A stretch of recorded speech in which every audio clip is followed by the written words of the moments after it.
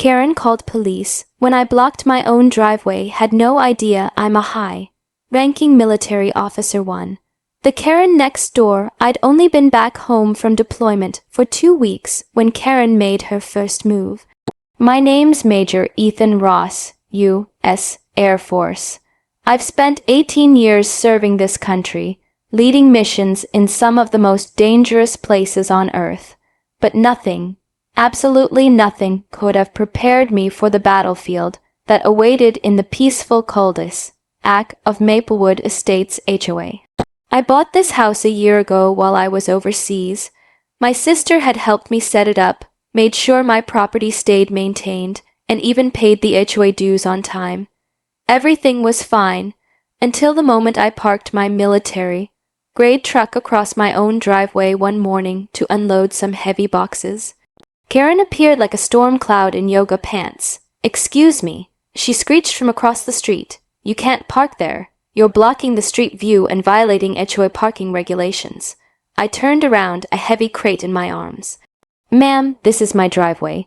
Karen folded her arms, her oversized sunglasses gleaming like shields. "I don't care whose driveway it is. The HOA doesn't allow anyone to park on their own driveway if it disrupts the neighborhood aesthetic. It's in the bylaws." I blinked, half amused, half confused. "So I can't block my own driveway with my own truck?" "That's correct," she said smugly. "I'll be reporting this." She strutted away, heels clicking like a drill sergeant on parade. I actually laughed. Big mistake. 2. The HOA warning the next morning. A bright orange paper was taped to my mailbox. Notice of violation. Apparently, blocking visibility and disrupting neighborhood harmony were my offenses. $250 fine, due in 10 days. I couldn't believe it. I walked straight to the HOA office that afternoon, a small, sterile building with fake plants and a receptionist who looked permanently unimpressed. "I'd like to speak to whoever's in charge," I said, showing her the violation. She looked up. "That would be Mrs. Karen Mitchell, HOA President." Of course. She walked in a few minutes later, clipboard in hand, her expression all business. "Mr. Ross, I was expecting you." I smiled tightly. "Good, because I'm here to clear up a misunderstanding. That was my truck on my property." Karen sat down across from me like she owned the world. "Mr. Ross, in this community, we follow rules. It's what keeps our neighborhood beautiful. If I let you block your driveway, then what's next? Someone putting up barbed wire, military flags, rusty jeeps." That last one stung. "My truck is military issued," I said quietly. "It's not rusty, and those flags, they represent every soldier who fought for this country." Karen gave a condescending smile. "We appreciate your service, but here, that doesn't make you special. Everyone follows the same rules." 3. The escalation the next few days were tense. Karen started watching my house, literally watching, like she was guarding Fort Knox. Every time I so much as opened the garage, her blinds shifted. My Ring camera caught her standing near my mailbox twice. Then, one afternoon, I came home to find another violation notice. "Unapproved vehicle in driveway." That was it. I walked over to her house and knocked hard. She opened the door, a smirk already forming. "Can I help you, Major?" "So now you know who I am," I said.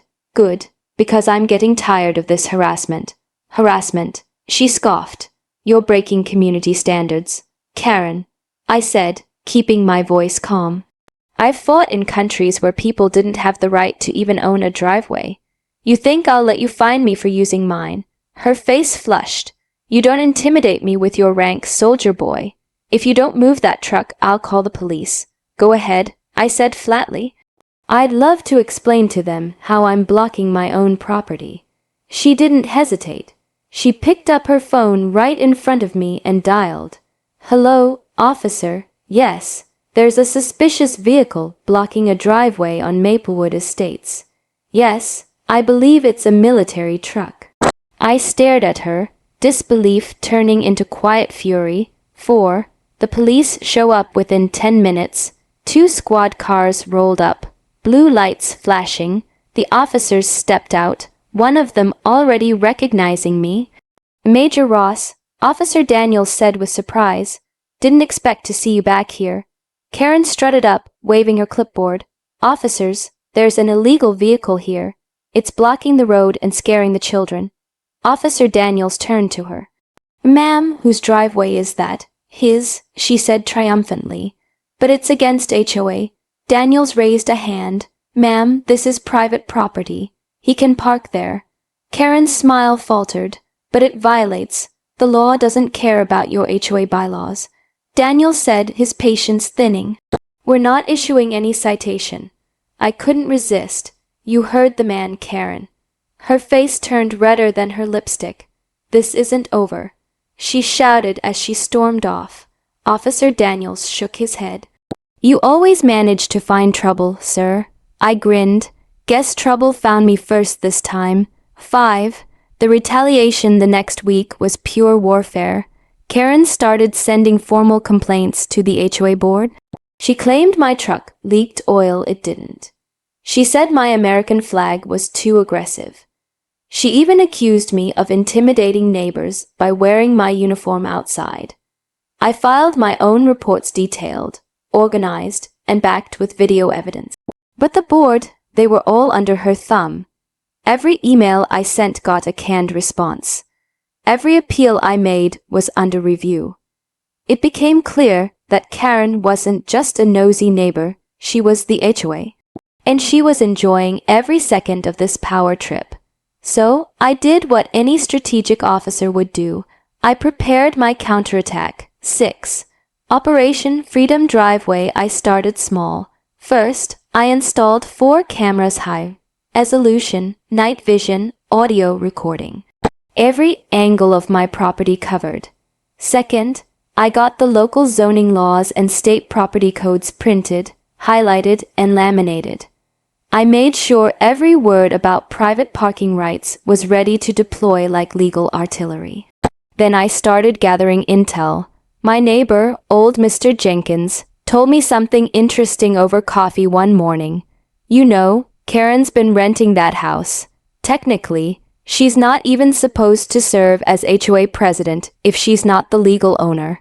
That was my trigger point. I went straight to the county property office, verified ownership records, and smiled when I saw the truth: the property wasn't in her name.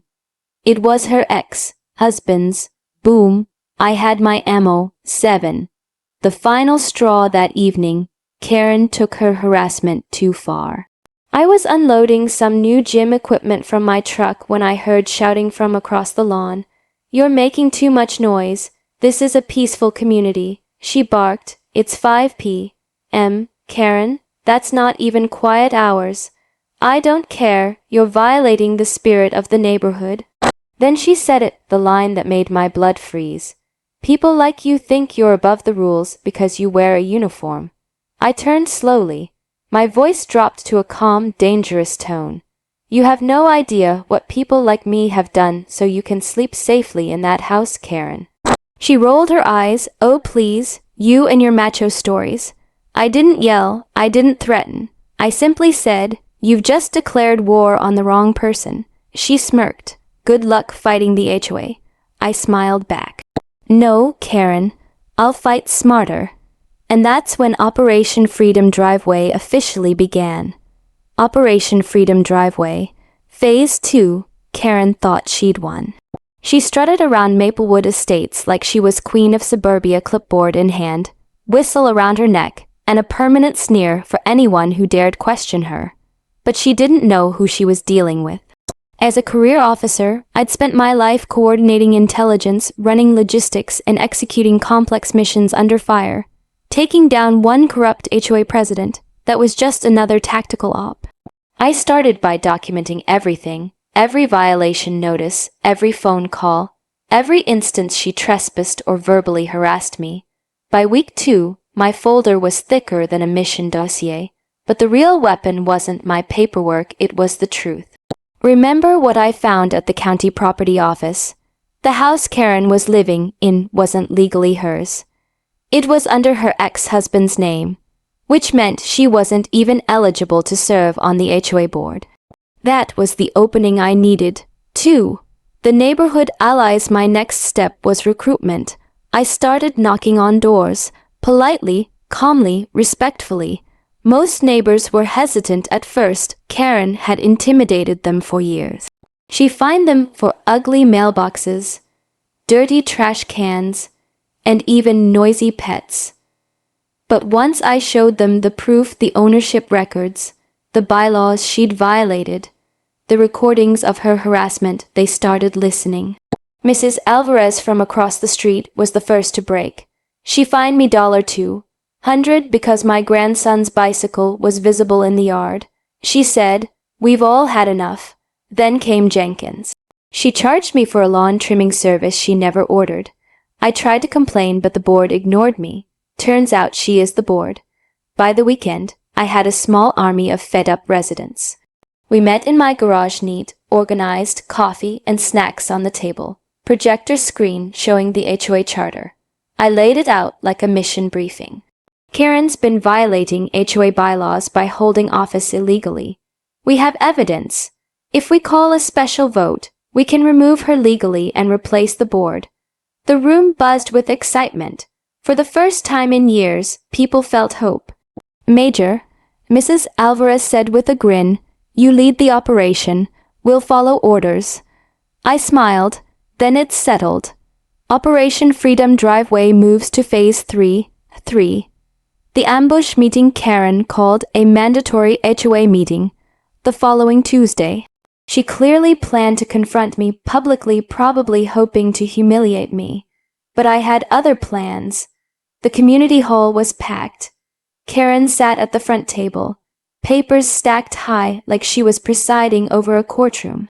"Before we begin," she said with fake sweetness, "I'd like to address a certain resident's ongoing refusal to comply with our community's parking standards." Every head turned toward me. I stood up slowly. "That's me, I suppose."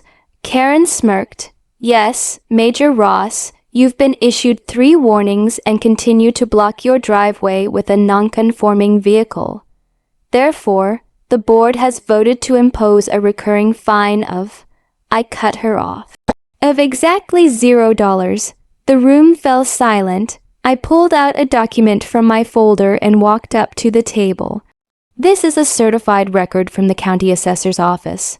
According to this, Karen Mitchell does not own her property. Her ex-husband does, which means under Section 3A of the HOA bylaws, she's ineligible to serve as president." Gasps echoed around the room. Karen's face drained of color.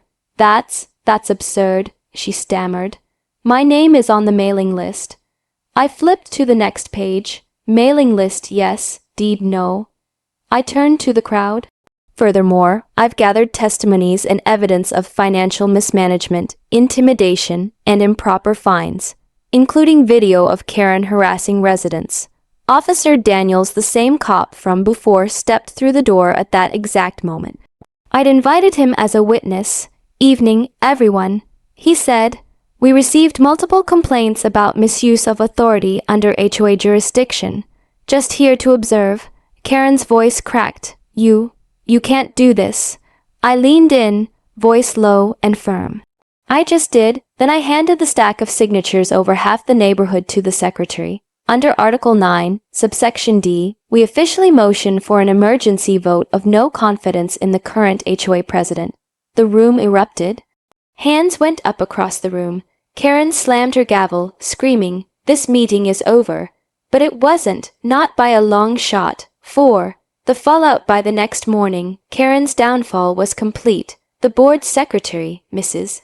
Liu, confirmed the vote. Karen was officially removed from her position pending investigation. She tried to fight it, of course. She filed appeals, sent threatening emails, even called me a military dictator. But the damage was done. The HOA accountant turned over her spending records to the new interim board. And that's where the real bombshell dropped. Karen had been funneling HOA funds to a maintenance company, registered under her cousin's name, nearly $40,000 over 2 years. Fraud, clear as daylight. Officer Daniels forwarded the evidence to the county prosecutor. Within 2 weeks, Karen was under investigation for HOA fund embezzlement and abuse of authority. When the police arrived to serve her notice, I was standing in my driveway, same truck parked proudly where it belonged. Karen glared at me as they walked her to the cruiser. "This isn't over," she hissed.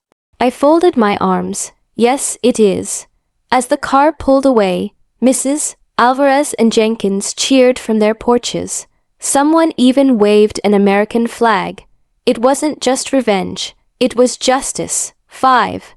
Rebuilding the neighborhood a month later, the neighborhood was unrecognizable in a good way. Lawns were bright, families chatted again, and there were smiles instead of whispers. The new HOA president, Mrs. Liu, was fair and transparent. No more random fines, no more harassment. She even repealed half of Karen's ridiculous bylaws. One day, Mrs. Liu asked me, "Major, would you consider joining the board? You've got leadership experience, and people trust you." I laughed. "I appreciate it, but I've had enough bureaucracy for one lifetime. Just keep things honest, and that's all I'll ever ask." Still, they honored me in their own way. They placed a small plaque near the community gate that read, "In appreciation of Major Ethan Ross for restoring integrity, justice, and freedom to Maplewood Estates." That one meant more to me than any medal. 6. Karen's return 3 months later. I thought it was all over, but one afternoon, as I was washing my truck, a silver sedan pulled up. Out stepped Karen, but she looked different. No clipboard, no sunglasses, just tired eyes. "Major," she said softly. I set down the hose. "Karen, I came to apologize," she said quietly. "I lost everything, the board, my job, my reputation. I went too far." I studied her for a long moment. She wasn't the same hungry tyrant anymore. "Karen," I said, "I don't hold grudges, but I hope you understand what you did wasn't just about me. You hurt people." She nodded. "I know, and I'll live with that." Then she glanced at my driveway, at the same truck that started it all, and smiled faintly. "Still blocking the view, huh?" I chuckled.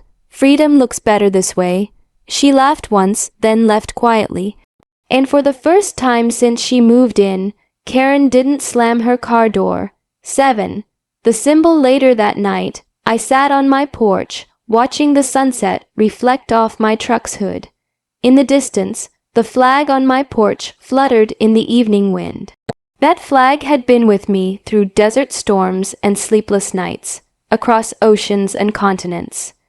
It had seen both war and peace, and now it stood for something smaller, but just as meaningful: the right to stand your ground.